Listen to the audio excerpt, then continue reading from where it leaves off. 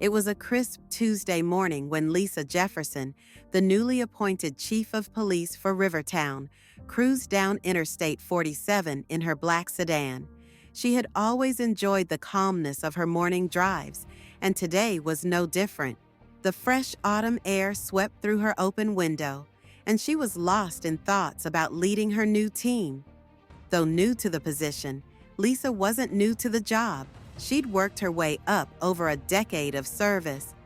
As she approached exit 13, she noticed blue and red lights flashing in her rearview mirror. A police cruiser was pulling up behind her with sirens blaring. Lisa frowned. She wasn't speeding. Her car's registration was up to date, and she hadn't made any wrong turns. Still, the cruiser kept its distance, signaling for her to pull over. Confused but calm, Lisa complied, pulling to the shoulder and stopping. She watched through her side mirror as two officers stepped out. They were sharply dressed, their eyes hidden behind dark sunglasses. One, a tall man with a buzz cut, tapped her window with his flashlight. "License and registration," he demanded, ignoring her polite greeting. Lisa handed them over without a word, her mind racing. The second officer, a shorter man with a gruff demeanor, circled her car suspiciously. "What's your business here?" he asked. "Heading to work," Lisa replied, trying to stay calm. The first officer, Officer James, examined her documents carefully. His partner, Officer Grady, kept walking around the car as if looking for something. Lisa felt a flicker of unease. Something wasn't right. She could sense their tension. "You work around here?" Officer James asked, his tone sharper now. "Yeah, I do," she answered simply, keeping her voice steady.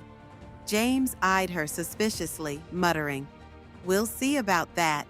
The two officers whispered to each other for what felt like an eternity, leaving Lisa growing more frustrated. Something was off, but she couldn't put her finger on it. Then, without warning, Officer James returned to the window, his tone colder now. "Step out of the vehicle!"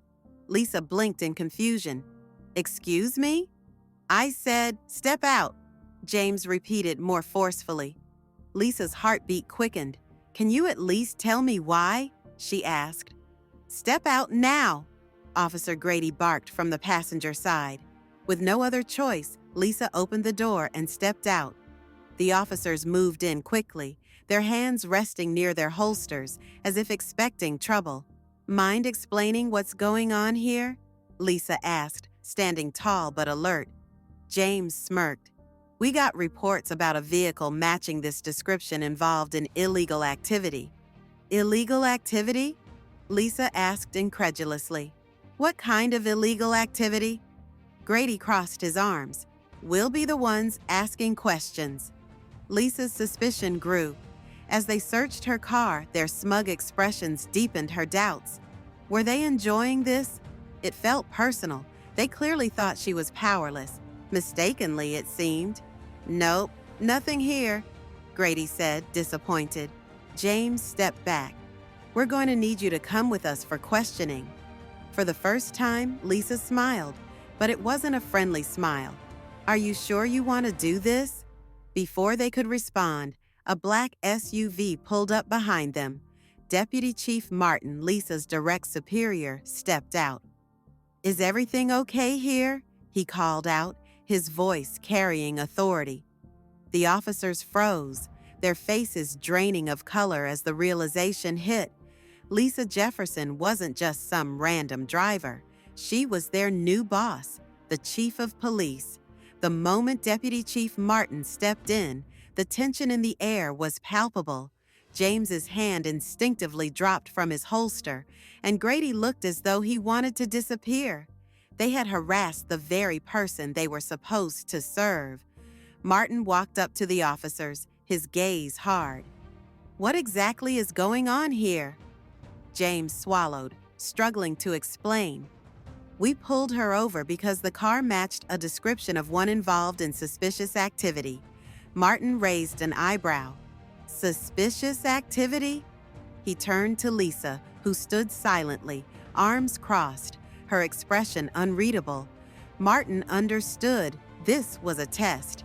Lisa was assessing her team, and they had failed miserably. You pulled her over for no reason, asked her to step out without explanation, and now you're suggesting we arrest her? Martin's voice grew colder. James tried to defend himself but couldn't find the words. Grady stared at the ground in shame.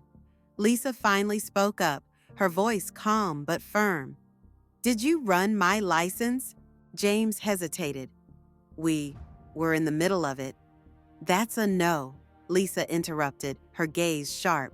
"You didn't even check my ID before pulling me over, did you? You saw a black woman in a car you thought looked suspicious, and that was enough?" Grady shifted uncomfortably, but Lisa cut him off. "Let me guess. You thought I'd just comply, right?" A long silence followed.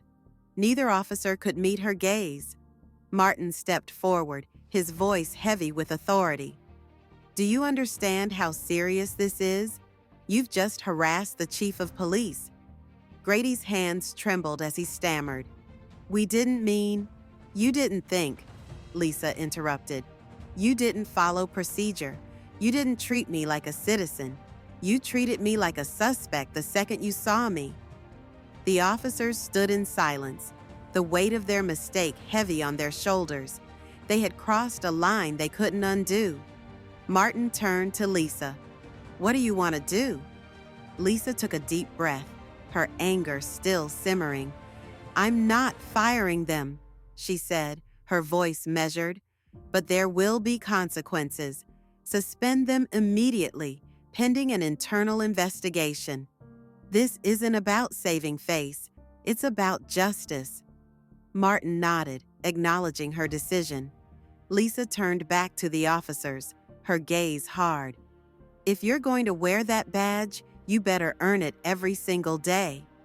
The officers stood frozen, their faces pale, as Lisa's words echoed in the air.